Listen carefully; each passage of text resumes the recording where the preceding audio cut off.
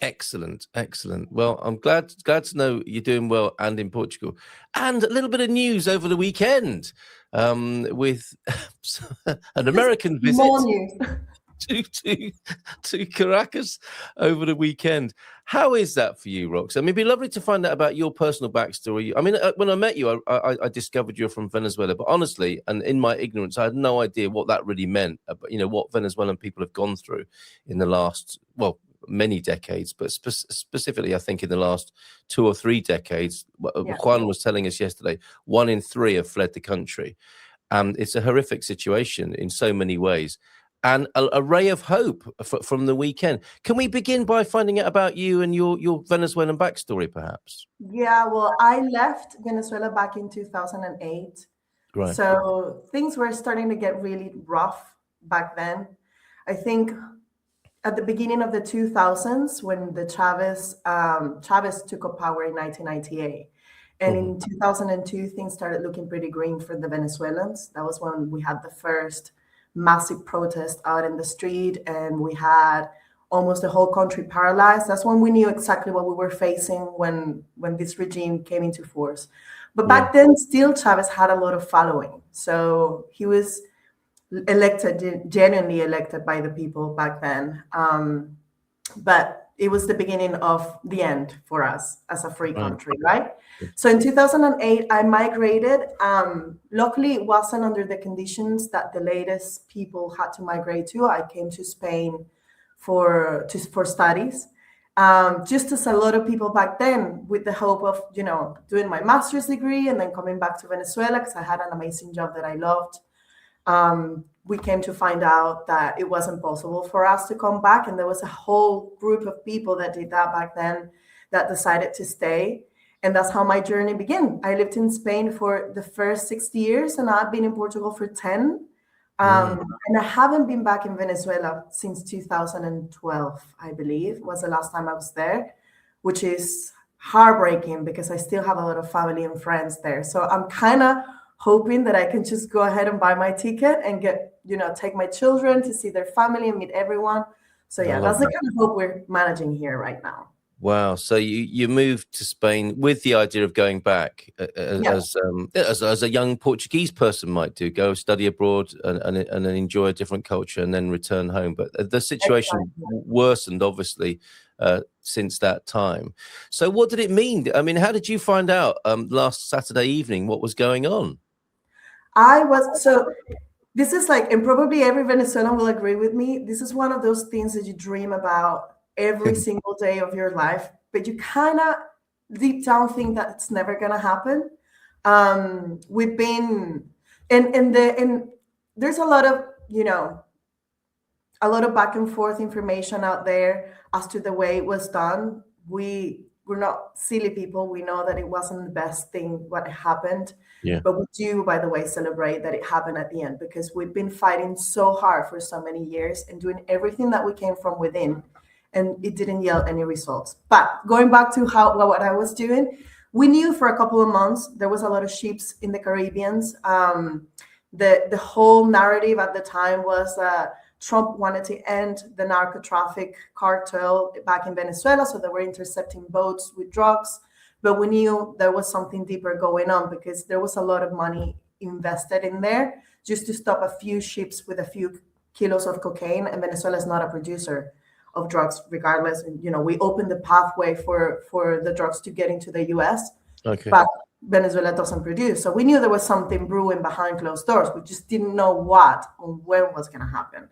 So on Saturday, when I woke up in the morning, I had my phone flooded with messages from people from Venezuela and from outside of Venezuela. But the funny thing is, in Venezuela, people don't talk about politics because their messages are intercepted.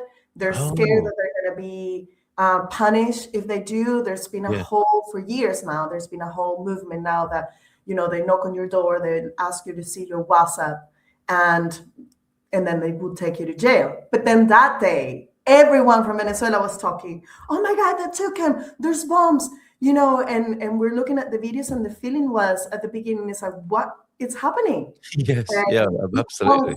Your country being bombarded. I mean, the place you grew up in, but the town was like, oh my God, it's happening. And very quickly they confirmed they took Maduro and his wife, and it was scary happy actually for us. Yeah, I'm sure. Yes, of course. Yeah.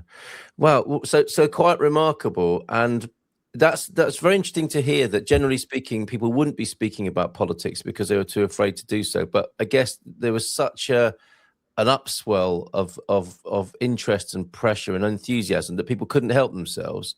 So that's quite a good thing. It's not just one or two people talking about politics. Suddenly everybody is. So that makes it very difficult for the authorities, who must have been in a spin anyway, wondering what on earth was going to happen next, to suddenly feel, like people who are normally quiet, the majority of people, presumably, suddenly expressing their joy and hope at this happening.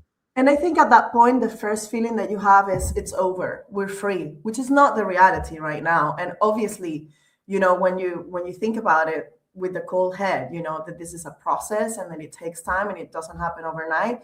But at that specific moment, having the head of that whole horrific situation that we have taken off Venezuela, the first feeling is we're free.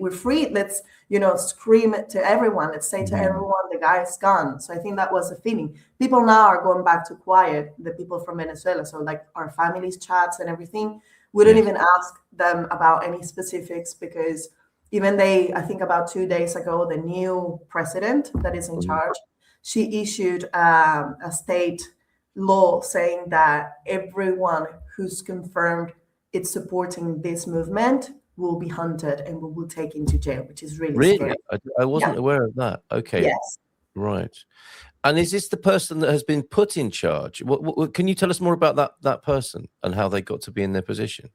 So we have around 5 to 6 people in Venezuela who are like the closest, the tightest government circle.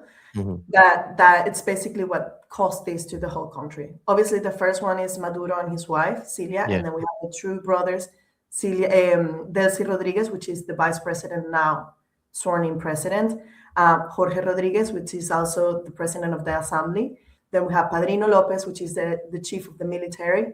And then we have the worst of them all, called Diosdado Cabello, who's, a lot of people will agree with me, it's the brain that make this whole Chavista movement, now Madurista movement, move forward. He's the most violent one. Right. Out of them, if I'm not mistaken, I think three of them have a bounty in their heads for narco traffic, including Cabello. And so I think the initial feeling among all Venezuelans was like, why was Maduro taken only and not the rest of the people working with him? Yeah. We don't know. I mean, this is all speculation. I think a lot of people right now, one of the biggest things that we have here, we're holding two truths at the same time right now. We're holding the truth that, yes, Maduro is out. He's in jail. We saw pictures and videos of him. Unbelievable, but it's true. And we celebrate that. We don't celebrate, the way it was done. We're scared. We don't know what's going to happen once, we don't have a way to decide what's coming next unless we're given free elections eventually. We can choose the people who's going to govern us at the moment, but that's not happening yet. So we're waiting and seeing. One thing that is true, though, if they would have taken the whole power away, there would have been a vacuum, and that would have been even more dangerous, because at the moment, nobody else has access to power in Venezuela to, the change of providing food to the military, to the powers, or anything like that. So some people that have that knowledge needed to stay there. So we're presuming that this has been negotiated previously with the Trump administration, and that's why they allowed Delcy Rodriguez to stay, because they're going to be working together. A lot of people is saying that Delcy Rodriguez and her brother are the ones who actually gave Maduro away. So betrayed him and double-crossed him. All of this is speculation, right? So this is in interviews with politicians, with people from the military, they're all saying that we don't know for a fact what happened and what's going to happen next. Isn't it amazing how that, it's under the whole sort of global spotlight, and it's still so difficult to find out actually what's happened. It's amazing, isn't it? And so much, I mean, notwithstanding, of course, the censorship, but there are so many, social media outlets and platforms where it could be reported. But I suppose ultimately they contradict each other as well. So it is difficult to get a picture of what's going on. And it And is. It is. yeah, Imagine people celebrating their own country being bombarded. Like, to anyone, that sounds yeah, I mean, it's horrible. bizarre, isn't it? Yeah, absolutely. Juan said this yesterday. How messed up is a situation when we're celebrating something like that? But that's Yeah. that's where we're at, isn't it? And it's at least brought, I think, a spotlight to what's going on there, and hopefully that scrutiny can remain. What are you hoping for? I mean, that's a silly question in a way. You're looking for freedom and democracy and a safe country to return to. But how do you think that might happen? What's the process? And equally, what can us fellow expats and foreigners here in Portugal who are in solidarity with that idea, what can we do to support Venezuelan people abroad? So before I explain what would be the best scenario for us, I want to give a little bit of context. Yeah. So I think one of the biggest talks out there in social media and in the news is like, he's doing it for the oil and he's not thinking about the Venezuelan safety or freedom. And we do kind of believe that that's true, right? Nobody invests this amount of money and this amount of resources just to free a country just because. There's got to be something of interest on the back end. Yeah. Having said that, it's really funny for us, Venezuela, having so many people worried about our oil, because if they knew that we haven't seen one time of the oil production in Venezuela in over 15 years, they wouldn't believe us. So we're giving away. So right now, our oil industry, I think it's working at around 10 to 15% capacity, because everything's completely run down. And whatever little bit of oil we're producing at the moment, which I think is 1/3 of what we used to in our prime, it's going to Iran, to China mostly. I think 80 or 90% is going to China, and it's going for free, because we need to pay debt, because we have buying their intelligence and their technology and everything else. So we're doing an exchange of warcraft and warfare stuff. Oh, okay. And protection. Yes. So there's no, and we have sanctions. So most of that effort is going around as to how to sell oil and going around those sanctions. So we haven't seen our economy or any Venezuelan back in Venezuela have benefit from that exchange for over, I don't know how many years. So even if the Trump administration's interest is on oil, then that's a huge price to pay, but it's a price that we're willing to pay. If they're going to come in, invest and fix the refineries and fix, all the infrastructure that we have so we can produce more, and then we can start openly selling, even though they're going to take a big chunk of that. That's going to be jobs for people internally in Venezuela. That's going to be for the economy internally to resurface again. So we are okay with that. The one thing that we need to be aware of is how we're going to negotiate those terms, and not hoping that they're just going to come and get, appropriate of the whole thing. And we being who represents the Venezuelan people, I guess, as well, as a key question. Exactly. So that takes me to what the best scenario is. We believe, and we're not being naive about it. This is something that I think it's been studied and it's been talked a lot about.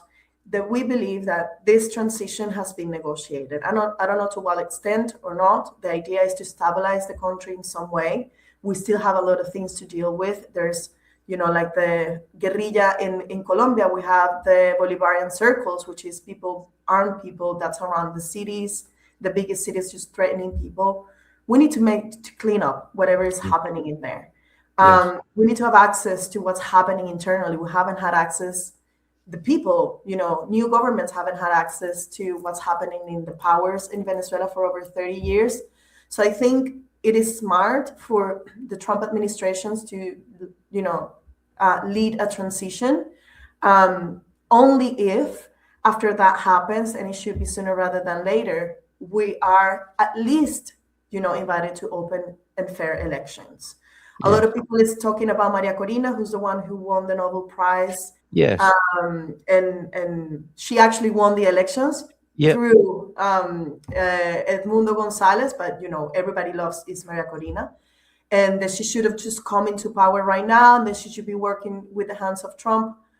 particularly, I don't think it is the right time for her to go to Venezuela because she won't be able to do anything. And she's someone, without a doubt, she's our leader, a leader that we hadn't had for a long time. So we will support her until the end. But even she said that if she has to go back through fair elections, she's willing to do it because she knows the kind of supports that she has. And she's So, living in exile at the moment, is she? Is she in Bolivia? well, she was living in Venezuela, hiding since she won the elections. And then she left on the 10th of December to Oslo to receive the Nobel Prize. And that was a whole, yeah. And now she's still outside. We don't know exactly where she is right now, but she's still outside of Venezuela. She gave an interview, I think yesterday or the day before, saying that she's planning on returning soon. I imagine the condition has to be, safe for her to come back. But incredible. Yeah. I mean, what an amazing position for her to be in. And what, on the one hand, exciting, but like frightening as well, terrifying to be in that position with so much potential responsibility and support, but not with the conditions and the context not being right for her to deliver that yet. How extraordinary. There's a lot of uncertainty at the moment with everyone, I think. We want to celebrate a lot. Deep down, we're just like being very cautious about it. We understand what the opinion in the media it is right now, and we understand how that opinion can be formed because it's very controversial what Donald Trump did. But we can hold two truths at the same time. We don't have to like Trump to appreciate what he's done for us. It's true. And we are in that age that I think you mentioned the dynamics of so much of what we're dealing with in the world at the moment. It's like you can have two thoughts at the same time, can't you? Which are apparently contradictory, but they get us to where we want to go. That's how we have to be thinking, it would appear at the moment. It's no longer the old world of the previous century, I suppose, characterized by the previous century and how geopolitics works. We're really in new times now. Before you help us to help you, if that's even possible, as fellow foreigners abroad. We have got a couple of greetings here. Saludos desde Venezuela. I'm not sure. Let's not even worry what your real name is. Greetings from Venezuela. So somebody from Venezuela is actually watching. I'm so glad to see that. Thank you very much for saying hi there this morning. And hello. Nice to hear a Venezuelan speaking about Venezuela. Oh, she's my friend. Definitely. Good to see you, Stephanie. And I mean, that's what we're trying to do. I mean, there's this phrase, nothing about us without us. How can you talk about a country's future without talking to people from that country? It's ridiculous. And a lot of this is being hijacked by how people feel about Donald Trump. He is, of course, pivotal, instrumental, integral to all of this. But let's not forget, we're talking about the future of a country and its people, 1 in 3 of whom are exiled effectively away from their country. So how can we support you? What's the best thing for fellow foreigners to do at this time, Roxy? I think we need to have some space to process and some respect from people. I respect everybody's political ideologies, and I'm someone who's learned how to live with the complexity of, coming from a leftist country, which is actually communist, and moving into a continent where center-left is the thing that actually works. So I know how to hold both complexities at the same time. But we right now, Venezuelans, we don't need lectures about politics or about, international affairs. Yeah, I'm sure you don't. You really don't need that right now. We need space to process. We need space to process, to understand what's coming next. We need empathy. I think that's the biggest thing that we need. I've seen a lot of really hurtful comments on social media, calling us ignorant or naive, or that we're going to be worse off than we were. And we don't know what's going to happen next. But one thing that I'm probably very sure is that we cannot be any worse than we are right now, and that we've been for the last few years. So we kind of want to ask people to give us space to handle this the best way that we can, and to celebrate as well, because it's a big deal for us. It's a big deal. It's been 27 years of oppression and dictatorship, and people just, having a really hard time. Yeah. And even the people, even middle-class people that it's living quite comfortably outside of Venezuela, if you speak to anyone from those countries, they had to see their family die without visiting them. They haven't seen their family for a long time. We stopped having our, family traditions for a long time. We had to become expats or refugees or any other level you want to give it without actually us wanting to do so. So yes, we want to celebrate seeing the guy handcuffed in the worst jail in New York. This is a good thing for us. He's done a Yes. lot of bad things. Yes. Yeah. Yeah. Absolutely. Well, thank you for that, for clarifying that for us and how we can best support you. Hello, Rosana, as well, from Rosario as well. That's my mom.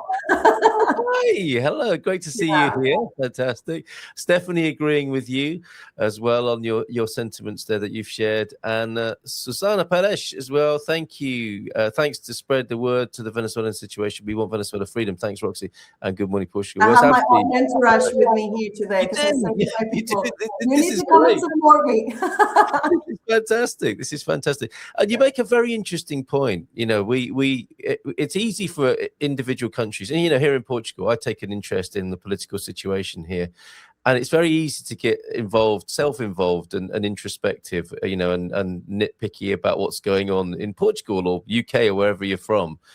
And it's a whole different level, isn't it? A whole other ball game about what people are arguing about here and what they're discussing and dealing with on a daily basis in Venezuela. And interestingly, I think you appreciate, I think you were saying, the social democratic model. Is that what you think would be the right way forward for Venezuela?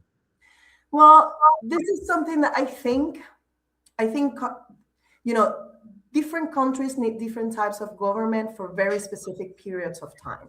Interesting. Even though I don't believe in the far right, and I don't agree with Trump, I don't agree with the far right, I don't agree with extremisms, I believe for the transition, Venezuela needs to be governed by the right, because we need our economy to be boosted. We need investment, we need more jobs for people, we need money coming in. And it has to be temporary, obviously, because together with that, we need social help, a lot of social help, a lot of investment in health and hospitalization. So we need both things. We need to basically rebuild the entire country from the ground. We don't have a good hospital system. We don't have, social help for people that's vulnerable. We don't have anything at the moment. The very few people that support still Maduro's government, which is very little, and I invite everyone to ask questions out to who still supports these people. The people that still support them, they might be in Venezuela, and they don't support them because they believe in them. They support them because they give them a box of food every month. Or they live in fear, or they are completely ideologically focused rather than reality focused, you might argue as well. And mind you, there's been a whole generation that's grown up with this government and this dictatorship. It's been 27 years. Yes. So when at the beginning when Chavez went into force, he modified the constitution, he modified the education system, just like Cuba did. I think we're very sure. So Chavez ideology came from the Cubans. And the Cubans had massive influence into everything that's been happening in Venezuela. So much so that the ring that was protecting Maduro, the 32 soldiers that died, they were all Cuban. Yes. Yeah. Interesting. And so the educational system was modified to study the revolution and, all these ideologies brought by the Cubans. So there's a whole generation that's the only thing that they've seen. So we have to be aware of that as well. And I think both worlds can coexist. I think we need to be, and that's, I think, one of the biggest steps that us as opposition need to actually have in mind at the moment is that we cannot perpetuate the ideological war that we've had for all these years. We cannot perpetuate. It's not working, is it? Yeah. It's not working there. It's not working anywhere, it would seem, if all we're doing is fighting over which ideology is better. And what I hear, and perhaps where we can conclude this morning, is being respectful, empathic to the situation, give Venezuela time to see what's going on and find the roadmap, the strategy for recovery, and to keep the conversation and vision alive rather than resort or degenerate into ideological battles. That doesn't seem to be working anywhere in the world right now, does it? Yeah. And it's such a distraction. And I take your point as well about a strong hand in rebuilding. To use a Portuguese analogy, perhaps, when the Marcos de Pombal was rebuilding Lisbon after the earthquake, he hasn't got exactly a softly reputation. It took some force and strength, I think, didn't it, and some unpopularity to build things back after a tragedy of that kind. And that's perhaps the sort of force or power or approach you're speaking of in the interim, in the early days, to rebuild something back to something workable, something that works. Exactly. Yeah, we need a strong hand. And in terms of, I read an example a few days ago that I think it explains a lot what we're going through.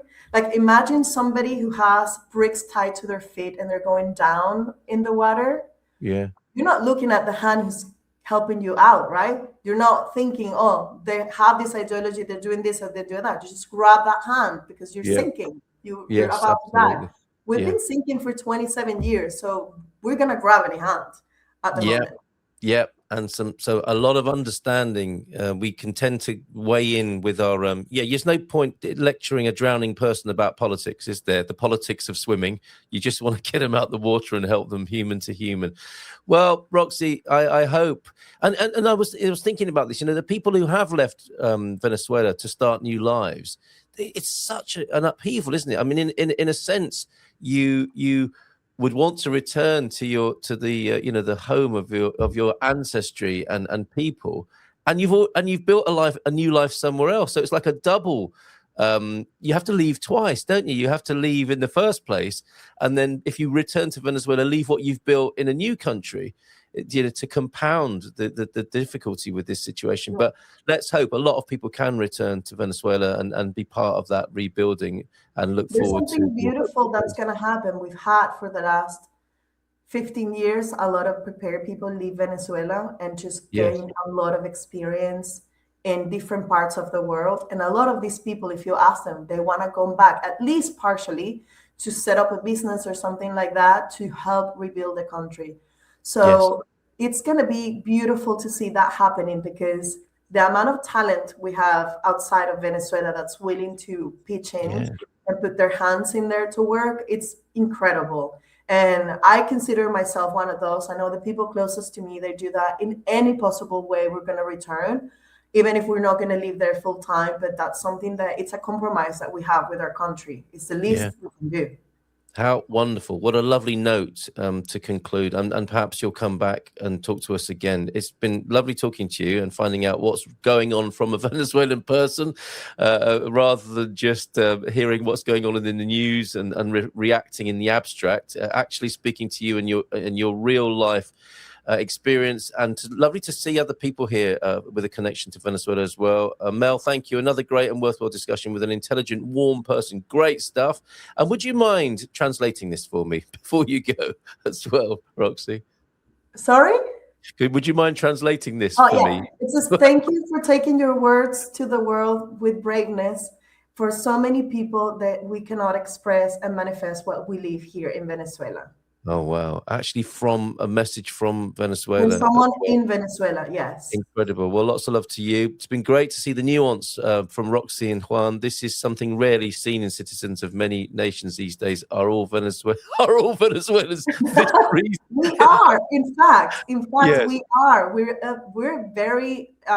We had to prepare ourselves. You've had to be, right? Explain this, So I'm glad hearing and reading all these opinions. And Carl, it's so nice to see you as usual. Likewise. So good to see you. Good luck to the people, the real people of Venezuela, not those who are being subjugated and kept down by these awful ideologies. And perhaps that's part of a whole international global shift at the moment. Is that people might actually live as human beings and not be subject to these.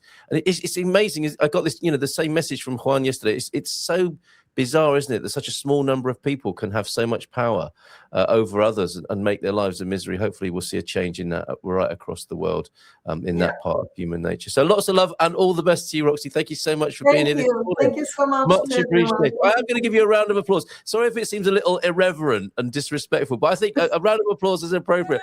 Lots of love and hugs to you. Thank you so much. Thank you so much. Have a great day. Bye.